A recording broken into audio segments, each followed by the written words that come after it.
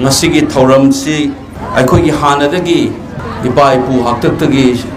chanaraba traditional game haitare hiyang tanabasi hiyang batanaba haibini chamcham bada hairagadi masi aikoi gi furup amoina hingakpa matamda aikoi ga sagona rakpa lamit tumitka loina ba adugumba sanaba makhalamani maruina aikoi gi maitai ko furup se ma se kadai da lei mana lei bidugi lei ba lamit tumitu ga sagona ba pochai adagi chana patha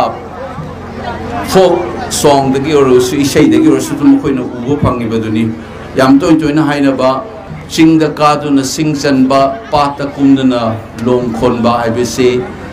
frup amagi hingna na bo na bada sing da ka ra ga sing chalu ba pata kum ga long khon ba ai be se na tak padi ai khoi gi frup se ising na su samna ba ching ga su samna ba anema masum awang ba ani gi marakta leiba adugumba khunai amani haibadu takuni aduna thodok wathok akhoi gi chanabi da su chahi hobuda chingka ba leirammisini ngasai gi punsiro duga samnaba lamitu mituga sagona rakba adugumba kumai harauni akhoi gi hiang tana bai sing ngasai pat ta turel samnarakpagi maduga sagona rakba akhoi gi chatnaba harau kumai amani hiang tana bai bise matam gi matungina ahong balai ngasai panbigi ba vijay govinda gi dusu hanadagi laamba akhoi ga sagona rakpa hiyang tan badusu matam gi leiriba chana pathap lining lai shonduga sagona rakpa Baiga Chandra Maharaj matam dagi amuk taurakanda vijay govinda dusu moina reinvent tawgi wani hanadagi leira aba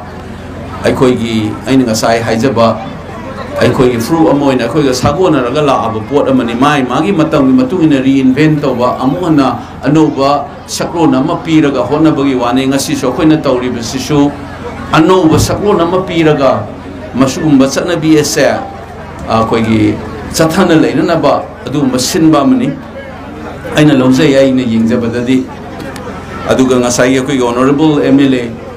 Sujukumar na su haibiramba masai reinvent tawba anoba saklo na masi tawnaba silakpa matam na ngasi modern games ta Olympic ta yauriba hi honbaga mari leina ba sporting event mayam lei masida aikoi gi player sum Kerala se dum pai aina handak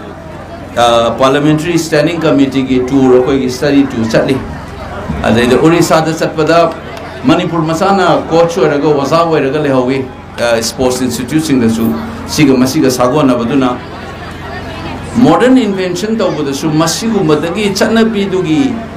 continuity ama madugi chatharak pagi saktam ama kahenda bagi loina na ahong ba makhal mathen gi pochai hapchanuna modern gi dasu anobu hongai bai koi gi mioi bagi malem gi thak dasu masig masana baga manaba dasu koina fazana tawba ngamna na bagi yumpham ama maru ipai pusin na hulamba dugulamba kusana ni haina lawjai aduna sim koi gi sinbi rebisingna tradition amabu aikoi inat amabu ngak na chatpa amasung anoba sakyol ama pina na bahot na bada modern sports ki foundation amani haibasi su akoi ningsing ba phai haina khali aduga amaromda yamna nungai ba mana masigumba kumon gi suma akoi gi function pangthok pasigi achauba maruiba saruk amadi aikoi se imung manung khakta na tawida aikoi haiba furup amabu amuk hanna nohongna ningsing hanba madubu reaffirm to hanba koi na mase moi anthropology tamakangu na collective ritual hai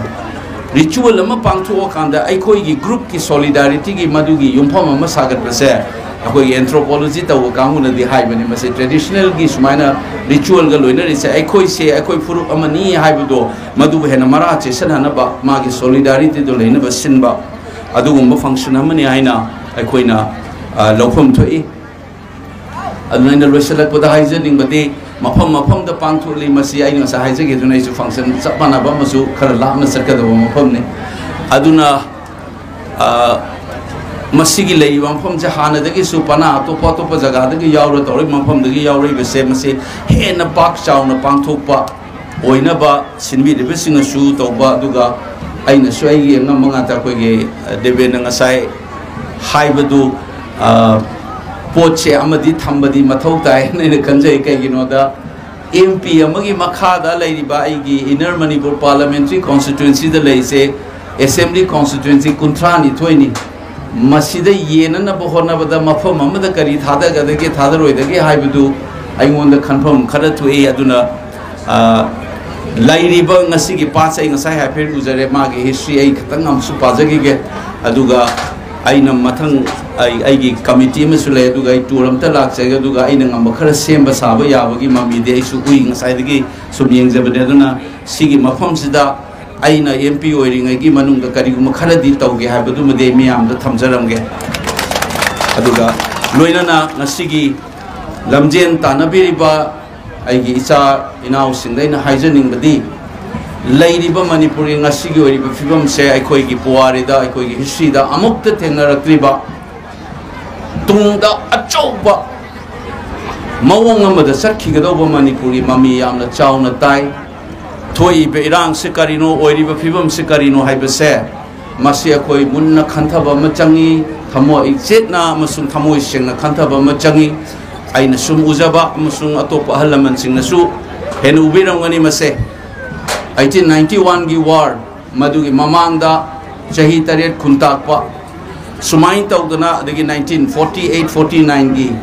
अखोगी post colony लोइलम लेंगा लोइरपदा सुबा अचौबा अहोंगबा मणिपुर कौब लैपाक्सिगी ममायमा लैरगा चटखिबे याबा आइनो निंगसिंगदा थोखिबा थौदो खरदा येंगकपा मतमदा चही तरेट खुंताकपा नत्रगा 1891 की वार अमसुं 1948-49 की अचौबा अहोंगबा लाकपगी फिबम मदुदगी हेन साथीबा